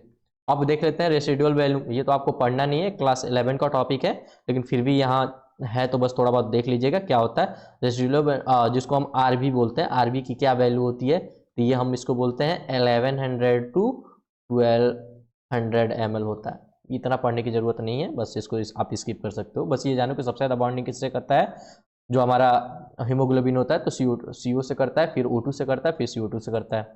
आगे बात करते हैं इनहेलेशन और एक्सहेलेशन। इनहेलेशन में क्या होता है, ये 11 का टॉपिक है, आप इसको स्किप कर सकते हो इतना पढ़ने के लिए, फिर भी बता दे रहा हूँ कि इनहेलेशन में क्या होगा। तो सबसे पहले इसमें मस्कुलर कंट्रैक्शन होगा, फिर इसमें डायफ्राम क्या होगा, नीचे की तरफ दबेगा, फिर ये फ्लैट हो जाएगा, फ्लैट आउट हो जाएगा। जब भाई लंग्स फूलेगा तो क्या होगा, ये लंग्स के नीचे मान लो ये लंग्स है,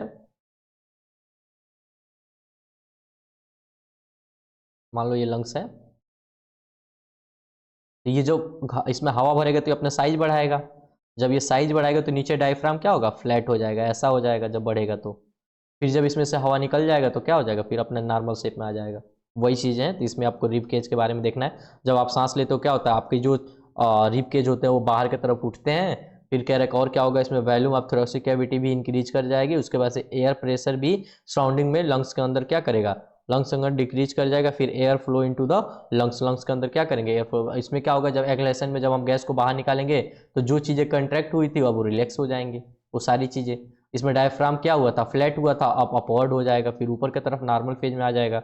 अब इनमें इंटरकोस्टल मसल है तो ये रिलैक्स हो जाएगा। फिर रिब के जो ऊपर की तरफ आया था अब डाउन के नीचे की तरफ चला जाएगा। वॉल्यूम थोरेसिक कैविटी भी क्या हो जाएगा, डिक्रीज हो जाएगा, जो इंक्रीज होगा वो डिक्रीज हो जाएगा।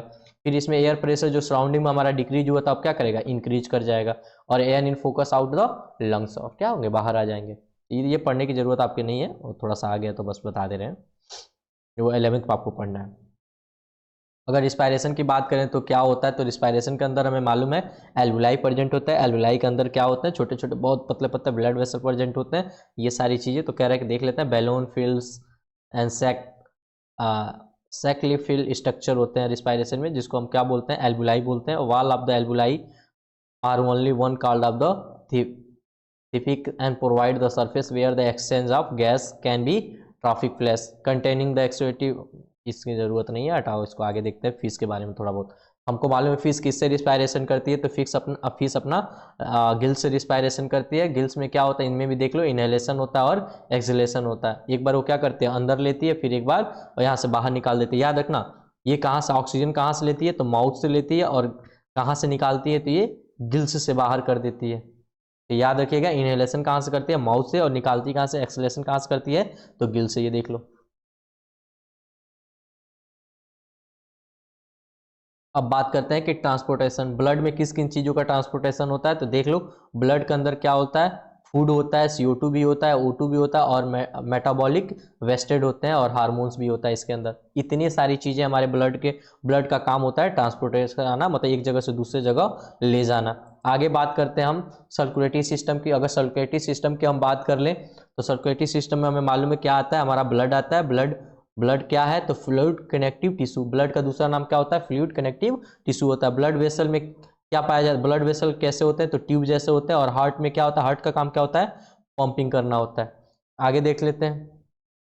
अब ब्लड की बात करते हैं तो ब्लड को हम कितने भाग में बांटे हैं, तो ब्लड को हमने 2 भाग में बांटा है, ब्लड प्लाज्मा और ब्लड। ये आपको पढ़ने की उतनी जरूरत नहीं है वैसे, बस ये याद रखिएगा। RBC का दूसरा नाम क्या होता है, एरेथ्रोसाइट, और WBC का दूसरा नाम क्या होता है, ल्यूकोसाइट, और प्लेटलेट का दूसरा नाम क्या होता है, थ्रोमोसाइट। और ब्लड प्लाज्मा को हम क्या बोलते हैं, तो ब्लड प्लाज्मा को हम सीरम याद रखिएगा। ब्लड प्लाज्मा को हम 2 भाग में बांटते हैं, सीरम में और एक प्रेजन में। बाकी बात करते हैं फंक्शन ऑफ ब्लड। अभी हमने पढ़ा था क्या काम होता है, O2 को ले जाना सेल के पास, मतलब हार्ट से लेके सेल के पास ले जाना, और CO2 को बाहर निकालना।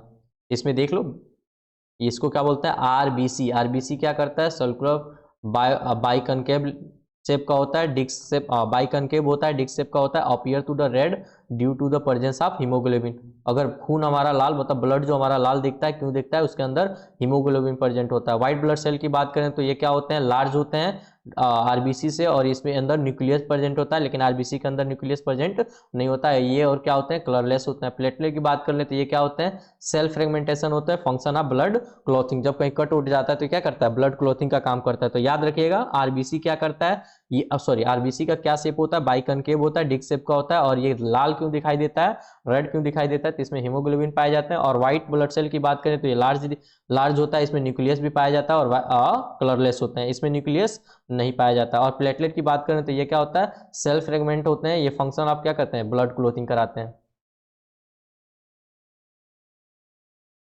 आगे बात कर लेते हैं type of blood vessel. Type of blood vessel की बात कर लें तो कितने टाइप के होते हैं, देख लो यहाँ पे लिखा है, like the pressure substance of the size of absorb in the part of body and carry out the part of the body. इसकी इतनी जरूरत नहीं, हटा दो। आगे देखते हैं। हाँ, अब बात करते हैं हमारे पास ब्लड वेसल कितने टाइप के होते हैं। तो हमारे पास 3 टाइप के होते हैं। पहला होता है आर्टरी, दूसरा होता है वेन, तीसरा होता है कैपिलरी। आर्टरी क्या करती है, तो आर्टरी क्या करती है, carry a blood away from the heart.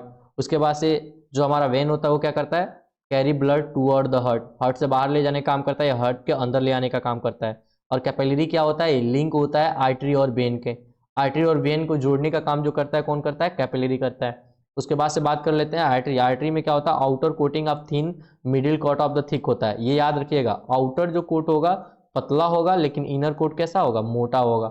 फिर इसमें बात करें तो इसमें आउटर कोट क्या होगा, देखना उल्टा चलता है, ये थिक होगा और इनर क्या होगा, थिन होगा। ये क्या होगा, आउटर एंड मिडिल सब इसका क्या होगा, ये कोटेड होगा और बाकी absented होंगे, इसमें कोई कहानी उतनी नहीं होती है। अब बात कर लेते हैं लुमेन इन स्मॉल। इनका क्या होगा, बहुत ज्यादा पतला होगा, और इसका जो होगा लुमेन इन क्या होगा, लार्ज होगा वेन का।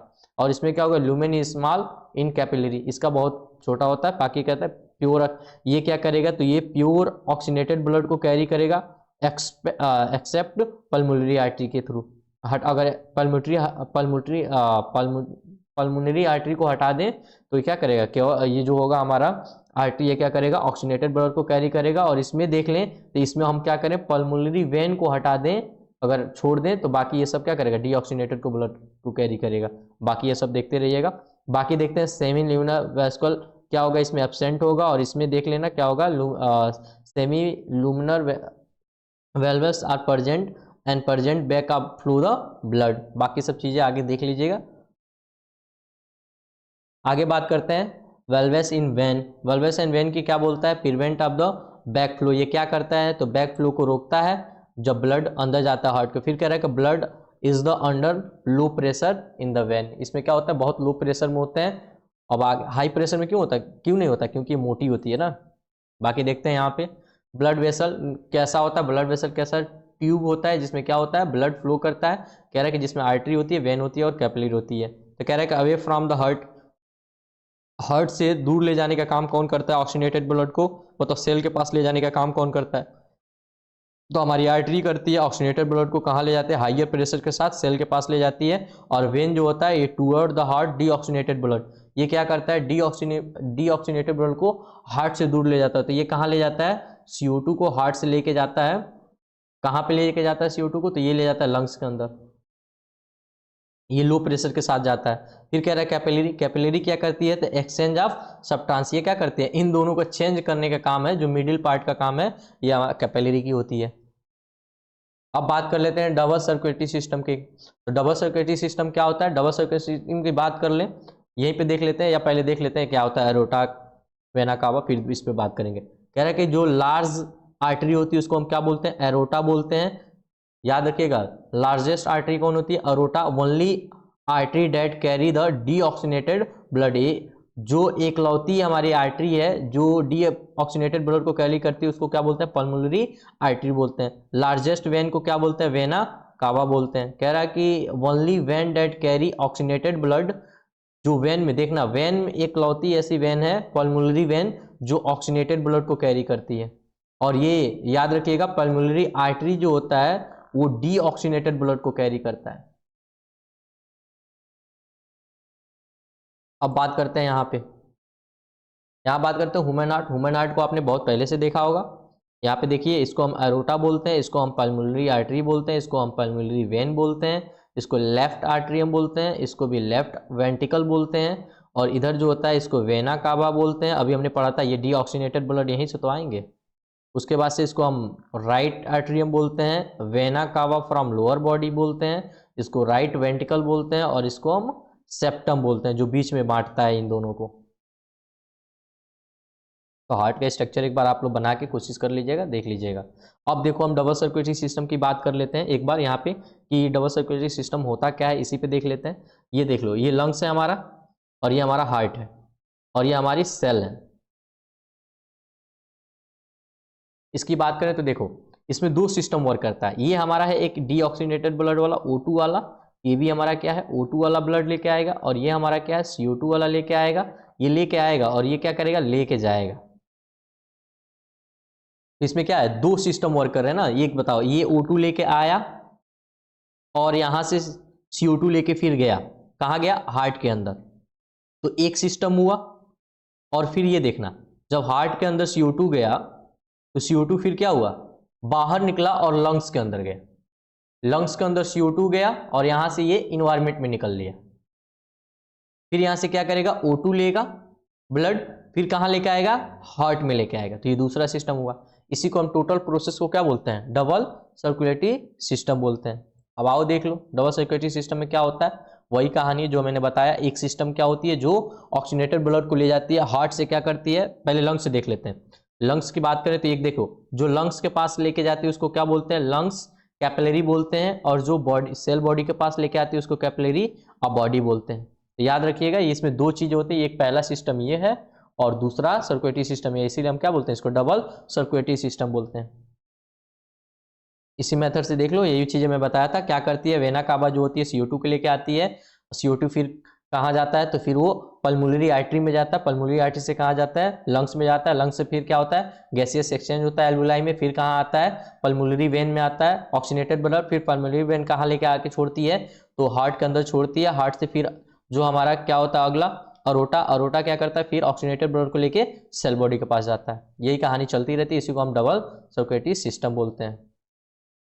ये देख लीजिएगा, चेंबर ऑफ हार्ट की बात किया गया है तो मछलियों में कितना चेंबर हार्ट होता है, तो 2 चेंबर हार्ट पाया जाता है। इसमें सिंगल सर्कुलेटरी सिस्टम पाए जाते हैं, और ये कैसे होते हैं, कोल्ड ब्लडेड होते हैं। एम्फीबियन में क्या पाया जाता है, जो पानी में रहते हैं उनके 3 चेंबर हार्ट होते हैं। एम्फीबियन जो मतलब वाटर और लैंड दोनों पे रहते हैं, और इनका क्या होता है, इनकम्प्लीट होता है, इनका भी डबल सर्कुलेटरी सिस्टम, और भी कोल्ड ब्लडेड होता है। देखो एक होता है वार्म ब्लडेड और एक होता है कोल्ड ब्लडेड। तो कोल्ड ब्लडेड वो होते हैं जो इन्वायरमेंट के साथ साथ अपने आप को चेंज नहीं कर पाते हैं। जैसे मान लो गर्मी आया, बरसात आया, ठंडी आती है, तो ये अपने बॉडी को रेगुलेट नहीं कर पाते हैं, इनको हम कहते हैं कोल्ड ब्लडेड। जो अपने बॉडी को रेगुलेट कर लेते हैं उनको वार्म ब्लडेड बोलते हैं। तो ह्यूमन क्या है, वार्म ब्लडेड है, क्योंकि हम लोग सारे मौसम में सर्वाइव कर लेते हैं अच्छे तरीके से। रेप्टाइल के कितने चेंबर हार्ट होते हैं, तो 4 चेंबर हार्ट होता है। इसमें भी इनकम्प्लीट डबल सर्कुलेटरी सिस्टम देखने को मिलता है। ये भी क्या होता है, कोल्ड ब्लडेड होते हैं। एविज की बात कर ले, पक्षी उच्छी के बारे में, तो पक्षियों में भी कितना पाया जाता है, 4 चेंबर हार्ट पाया जाता है। इनका भी कंप्लीट, इनके अंदर क्या होता है, कंप्लीट डबल सर्कुलेटरी सिस्टम पाया जाता है, और ये वार्म ब्लडेड होती है। फिर कह रहा है मैमल, मैमल में हम लोग आ जाएंगे जो अपने बच्चों को दूध पिलाते हैं, तो इसका भी हार्ट कितना होता है, 4 चेंबर होता है। ये कंप्लीटली डबल सर्कुलेटरी सिस्टम पाया जाता है, और ये वार्म ब्लडेड होते हैं। आगे बात करता है, why need the chamber in the heart, ये क्यों जरूरत होता है, तो हमें मालूम है ऑक्सीजनेटेड ब्लड और डीऑक्सीजनेटेड ब्लड एक जगह मिक्स ना हो जाए, इसको अलग अलग बाइफरगेट करने के लिए क्या होता है, हमें इस चैम्बर हार्ट की जरूरत पड़ती है। बाकी देख लेते हैं, ब्लड प्रेशर। ब्लड प्रेशर की बात करें कैसे नापते हो, ये मालूम होगा, आपकी एनसीईआरटी का जो बॉक्स दिया गया है साइड में, उसका पोर्शन है। कह रहा है pressure of exert by the blood वाल एंड ब्लड वेसल। कह रहा है कि इसमें क्या होता है, जो ब्लड वाल या ब्लड वेसल के अंदर जो प्रेशर क्रिएट होता है उसी को हम क्या बोलते हैं, ब्लड प्रेशर बोलते हैं। कह रहा है कि सिस्टोलिक प्रेशर और डिस्टोलिक प्रेशर, दो प्रोसेस हमने ब्लड वेसल को भी 2 भाग में बांटा है, सिस्टोलिक प्रोसेस प्रेशर और डायस्टोलिक प्रेशर। तो सिस्टोलिक प्रोसेस क्या प्रेशर क्या होता है, तो the pressure of blood inside the artery during the ventricular systole, इसको हम क्या बोलते हैं, सिस्टोलिक प्रेशर बोलते हैं। डायस्टोलिक प्रोसेस को क्या बोलते हैं, the pressure in artery during the वर्टिकुलर diastole, इसको हम क्या बोलते हैं, डायस्टोलिक प्रोसेस। अब बोल रहा है इसमें क्या होता है, नीचे हाइपर टेंशन क्या होता है, हाइपर टेंशन का मतलब होता है हाइयर ब्लड प्रेशर, जिसमें क्या होता है, आर्ट्रियोल में ज़्यादा ब्लड प्रेशर बढ़ जाता है, मतलब उसमें ब्लड सही से फ्लो नहीं कर पाती है। अब बात करते हैं लिम्फ। लिम्फ क्या होते हैं, लिम्फ देखो हमारे बॉडी में सारी चीज़ें लिम्फ का ही दिया गया है, तो इसमें देख सकते हो कि लिम्फ कैसे कैसे हैं, ये सब जालनुमा है। तो कह रहा है लिम्फ क्या होता है, लिम्फ को भी कितने भाग में हमने बांटा है, लिम्फ को भी 3 भाग में। देखो, एक लिम्फ फ्लूइड होता है, एक लिम्फ वेसल होते हैं और एक लिम्फ नोड होते हैं। और फंक्शन ऑफ लिम्फ क्या होता है, फंक्शन ऑफ लिम्फ की बात करें तो इसमें क्या होता है, फ्लूइड, एक होता है फ्लूइड बैलेंस। इसमें क्या होता है, इसका काम क्या होता है, ये कह रहा है drain the excess of fluid from the extra tubular space back into the blood. कह रहा है कि ये क्या करता है, ड्रेन करता है एक्सेस फॉर्म में फ्लूइड को, ताकि जो एक्स्ट्रा सेलुलर स्पेस है वो ब्लड में ना दिखे। फिर कह रहा है फैट ट्रांसपोर्ट क्या होता है, इसमें फैट ट्रांसपोर्ट लिम्फेटिक सिस्टम, ठीक है। अब इसमें देखो क्या कह रहा है कि lymph carry off the digested and absorption fat from the intestine and transport of the blood stream. इसको हम क्या बोलते हैं, फैट ट्रांसपोर्ट बोलते हैं। ये किसके थ्रू होता है, तो लिम्फ कैरी करता है क्या, डाइजेस्टेड या एब्जॉर्प्शन फैट को इंस्टेंटाइन से लेके कहा जाता है ट्रांसपोर्ट ऑफ ब्लड स्ट्रीम में। अगला देख लेते हैं इम्यून सिस्टम क्या होता है। इम्यून सिस्टम को हमें पहले से मालूम है, ये क्या करता है, transport of the foreign of material ex pathogen to lymph node of the disposal. आगे ये देख लीजिएगा transport in plant. Transport in plant की भी बात कर ही लेते हैं, अगर आया है तो देखते हैं। कह रहा है ट्रांसपोर्ट इन प्लांट की अगर बात करते हैं, transport in plant of water, ये क्या करता है, इसमें वाटर का ट्रांसपोर्ट कराता है और साथ साथ मिनरल का ट्रांसपोर्ट कराता है और फूड का ट्रांसपोर्ट कराता है, जो नेसेसरी होते हैं carry out the various biological activity के लिए। फिर बात कर लेते हैं कि प्लांट के अंदर ट्रांसपोर्ट क्या क्या होता है, तो वाटर होता है, मिनरल होता है, फूड होता है।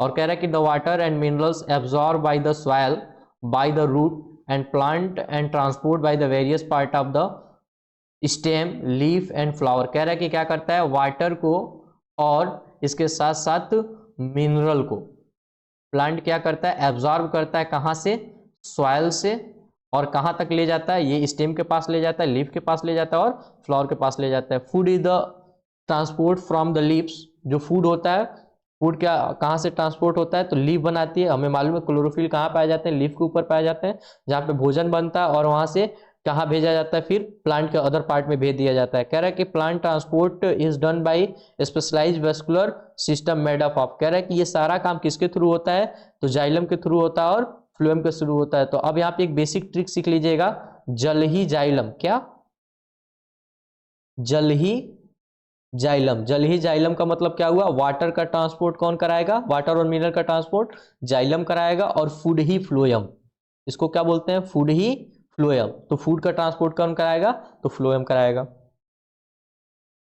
अब बात करते हैं ट्रांसपोर्ट इन प्लांट। अब देख लो वही बात है, कह रहा है कि ये क्या करेगा, जाइलम कंडक्ट कराएगा क्या, वाटर को और मिनरल को, कहाँ से लेके जाएगा, रूट से कहाँ तक जाएगा, लीफ की तरफ। कह रहा है कि it is the compose by the mineral dead element. ये कैसा होता है, तो डेड एलिमेंट के बने होते हैं। Transport of on uni direction, ये क्या कर रहा है, केवल एक ही डायरेक्शन में लेके जाएगा, मतलब एक डायरेक्शन में चल दिया तो चल दिया, ये कहीं और नहीं जाएगा, अगर निकलेगा तो ये ओनली डायरेक्शन में लेते हुए निकल जाएगा आगे। फिर कह रहा है it is the 4 type of cell. इसके अंदर कितनी टाइप के सेल होते हैं, 4 होता है। पहला होता है अपना ट्रैकी, दूसरा होता है वेस्कुलर, और तीसरा वेसल, तीसरा होता है जाइलम पैरेन्काइमा, और चौथा होता है जाइलम फाइबर। अब बात कर लेते हैं फ्लोएम में। फ्लोएम क्या कराता है, ये फूड का कंडक्ट कराता है। अभी हमने बताया था जल ही जाइलम, फूड ही फ्लोएम। तो ये कहाँ से लेके जाता है, लीफ से लेके जाता है, ऑल प्लांट पार्ट के तब लेके जाता है। फिर it compose by the mainly living element, इसमें जितने, इसमें क्या होता है, ये लिविंग एलिमेंट का बने होते हैं। फिर कह रहा है कि इसमें transport of the by direction, इसमें क्या होता है, ले जाने का भी। देखो क्या होता है, ये मान लो ये लीफ है, एक प्लांट बना देते हैं छोटा सा,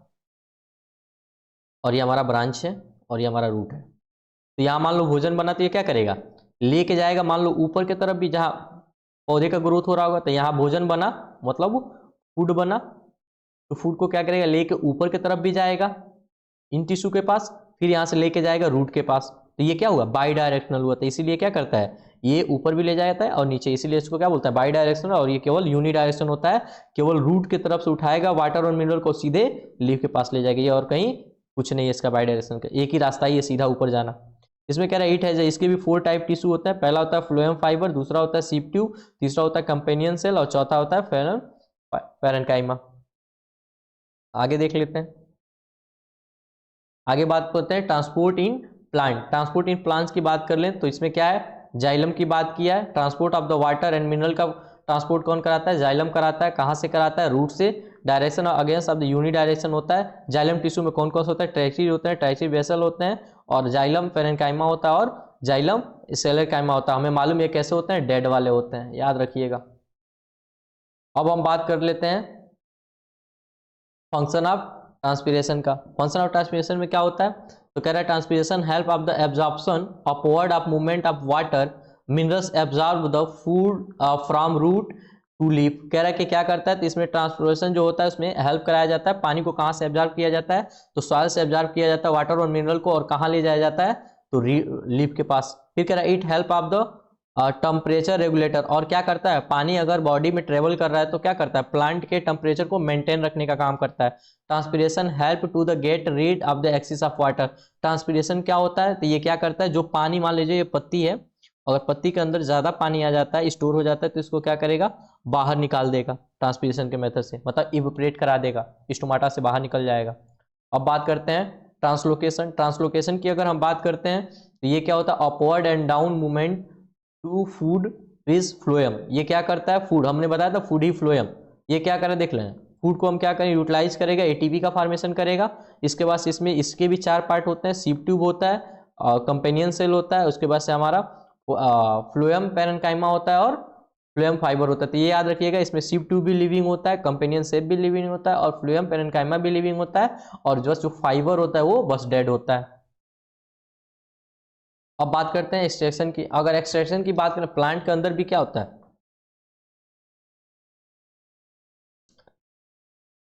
अगर हम प्लांट की बात करते हैं, प्लांट के अंदर भी एक्सट्रैक्शन देखने के लिए मिलता है। तो हमने पहले भी बताया था, प्लांट के अंदर फोटोसिंथेसिस भी होता है और रिस्पायरेशन भी होता है। तो यहाँ पे क्या बोला है, excretion is the process by which organism exhale metabolic wastage product and other toxic substance from there body. कह रहा है कि जब प्लांट उन जो उसके जरूरत की चीजें नहीं होती जिसको बाहर कर देता है, उसी को हम क्या बोलते हैं, एक्सक्रीशन टॉक्सिसिटी या जो भी पार्टिकल होता है उसको बाहर करता है, उसी पूरे मेथड को हम क्या बोलते हैं, एक्सक्रीशन बोलते हैं। एक्सक्रीशन को हम क्या बोलते हैं, मेटाबॉलिक वेस्टेज बोलते हैं, जिसमें क्या आता है, कार्बन डाइऑक्साइड होता है, मतलब CO2 भी आता है, और एक्सेस ऑफ मिनरल साल्ट होता है, कुछ साल्ट को भी बाहर कर देता है। और क्या करता है, एक्सेस ऑफ वाटर, जो वाटर की जरूरत नहीं है उसको भी ट्रांसपिरेशन से बाहर कर देता है। और क्या होता है, कुछ नाइट्रोजन वेस्टेड होता है, जिसमें नाइट्रोजन कंटेनिंग में कौन कौन आता है, अमोनिया को बाहर कर देता है, यूरिया को भी बाहर कर देता है, यूरिक एसिड को। ये सारी चीजें हमने देखा है जो एक्सक्रीशन में आते थे। अब बात करते हैं ह्यूमन में। ह्यूमन की बात कर ले तो ह्यूमन में भी एक्सेसिव सिस्टम होता है। ये क्या करता है, तो ब्लड के अंदर जितना भी वेस्टेज होता है वो क्या करता है, किडनी फिल्टर करती है, किडनी फिल्टर करने के बाद से क्या करती है, उसको यूरिनरी ब्लैडर में भेज देती है, फिर यूरेथ्रा से क्या करती है, बॉडी से डिस्चार्ज कर दिया जाता है। तो फंक्शन देख लो, किडनी का फंक्शन क्या क्या होता है, तो extraction of the waste and other foreign substance, regulation of the blood ionic composition and regulation of the blood pH, and production of the hormones, and regulation of the blood pressure, and regulation of the blood value, and maintain of the blood osmolality, and regulation of the blood glucose level। ये देख लीजिएगा सारी चीजें। आगे बात करते हैं nephron. अब किडनी के अंदर की बात कर लेते हैं, किडनी के अंदर क्या क्या होता है, तो नेफ्रॉन होता है। नेफ्रॉन के अंदर ये सारे पार्टिकल होते हैं। इसमें देखो गेमा कैप्सूल होता है, ये क्या करता है, इसमें से ब्लड आती है, और ब्लड आने के बाद से गेमा कैप्सूल में जाती है। गेमा कैप्सूल में जाने के बाद से इसमें फिल्ट्रेशन होता है, फिल्ट्रेशन के बाद से फिर जो ब्लड प्योर हो जाता है उसको बाहर भेज दिया जाता है। और जो इसमें से वेस्टेज मटेरियल होते हैं, इस रास्ते से बोलते हुए इसमें फिल्ट्रेशन का काम होता है, जिसमें से क्या करते हैं हम, कुछ वाटर और यूरिक एसिड और जो हमारा अमोनिक एसिड, जो भी चीजें होते हैं जो हमारे बॉडी के वेस्टेज होते हैं, उनको निकाल के कहाँ भेज जाता है, यूरिनरी ब्लैडर में भेज दिया जाता है। और यूरिनरी ब्लैडर जब भर जाता है, स्ट्रीच हो जाता है, तो हम क्या करते हैं, इसको यूरेथ्रा से बॉडी से बाहर कर देते हैं। अब बात करते हैं ग्लोमेरुलर फिल्ट्रेशन क्या होता है। कह रहा है कि ये में देख लो क्या होता है। कह रहा है कि nitrogen wastage and glucose water amino acid and excess of salt from the blood are the filtrated and the interior filtrated and enter into the Bowman capsule of the nephron. कह रहा है कि जो ग्लोमेरुलर फिल्ट्रेशन होता है उसमें किस किस चीज का फिल्ट्रेशन होता है, तो नाइट्रोजन का भी होता है, नाइट्रोजन वेस्टेज का, ग्लूकोज के कुछ वेस्टेज होते हैं उनको होता है, फिर वाटर जो हमारे होता है कुछ उनको निकाला जाता है, अमोनिक अमीनो एसिड को निकाला जाता है, और एक्सेस में बहुत ज्यादा साल्ट को बाहर किया जाता है बॉडी से अंदर से। फिर क्या करता है, इससे सारा फिल्टर का काम कौन करता है, तो हमारा नेफ्रॉन करता है। ग्लोमेरुलर के अंदर क्या होता है, नेफ्रॉन होता है जो उसको फिल्टर करने का काम करता है। फिर ये हमारा सिलेक्टिव रे एब्जॉर्प्शन, ये 11 में पढ़ना है आपको, यहाँ नहीं पढ़ना है। बाकी ये भी है ट्यूबुलर सेक्रेशन क्या होता है, तो वही होता है जब यहाँ से फिल्टर होता है, तो यहाँ से जो हमारा प्योर ब्लड होता है जिसमें कोई भी टॉक्सिसिटी नहीं होती उसको आगे मूव कर दिया जाता है, बाकी जो फिल्ट्रेशन का काम करता है इस रास्ते में भेज दिया जाता है।